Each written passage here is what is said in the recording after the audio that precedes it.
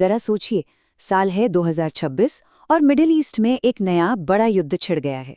आज हम एक ऐसे ही काल्पनिक लेकिन खतरनाक रूप से मुमकिन लगने वाले टकराव को समझने की कोशिश करेंगे। ये शब्द थे अमेरिकी राष्ट्रपति के। एक ऐसा मैसेज जो पीढ़ियों में एक बार मिलने वाले मौके का वादा तो कर रहा था, लेकिन असल में ये एक ऐसे भयानक संघर्ष का ऐलान था जो पूरे मिडिल ईस्ट को आग की लपटों में झोंकने वाला था।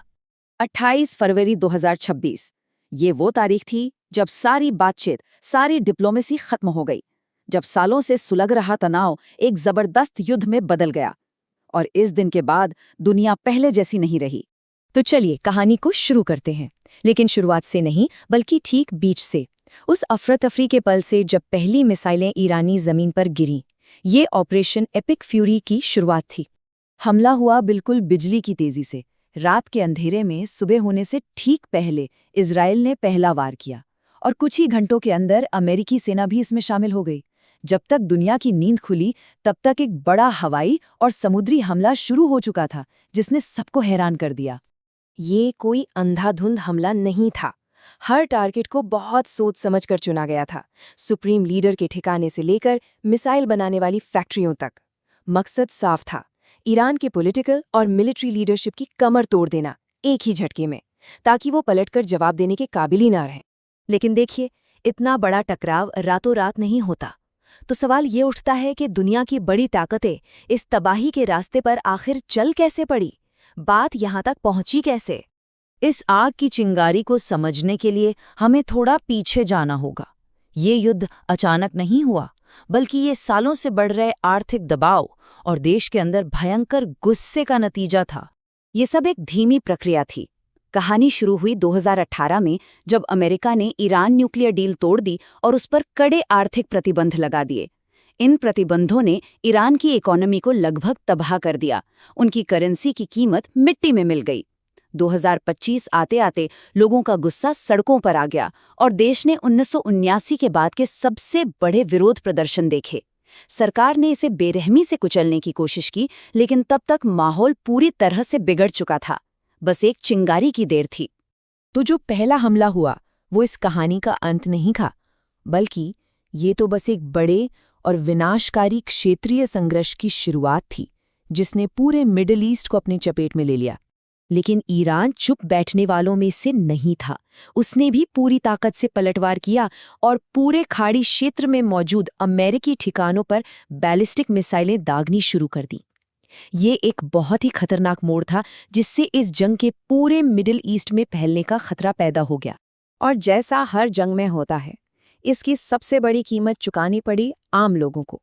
शुरुआती हमलों में ही ईरान के अंदर करीब 3000 लोग मारे गए, क्योंकि मिलिट्री और शहरी इलाकों के बीच का फर्क लगभग खत्म हो गया था।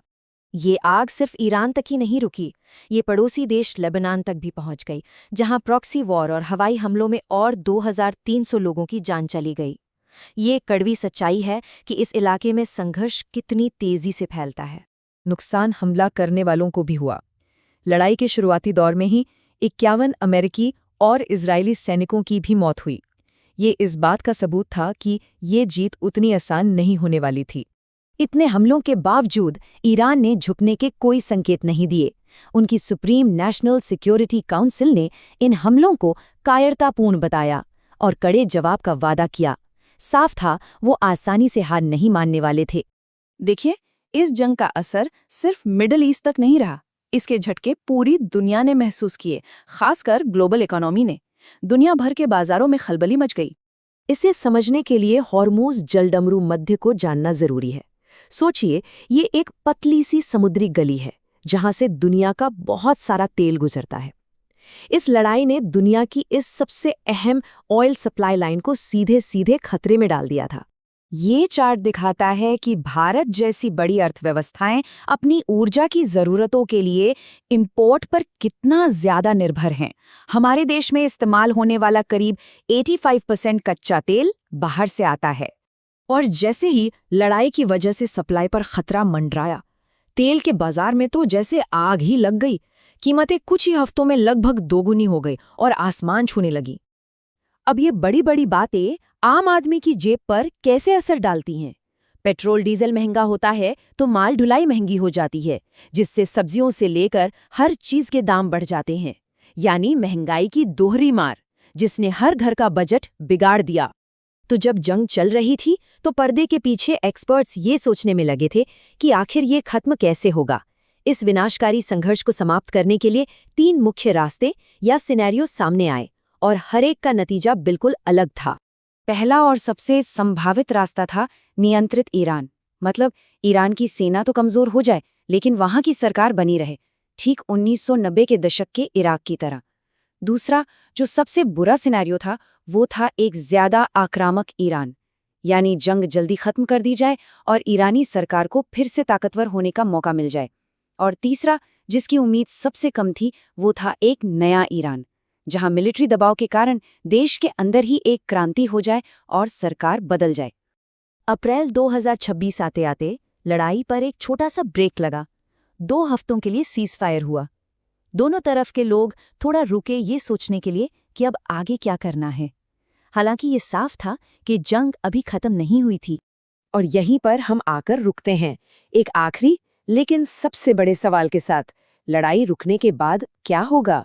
ज्यादातर एक्सपर्ट्स का मानना है कि इसका नतीजा कोई शांति समझौता नहीं होगा, बल्कि ये तो मिडल ईस्ट में एक नए तरह के कोल्ड वॉर की शुरुआत हो सकती है। एक ऐसा लंबा, तनाव भरा दौर जिसका अंजाम क्या होगा, कोई नहीं जानता।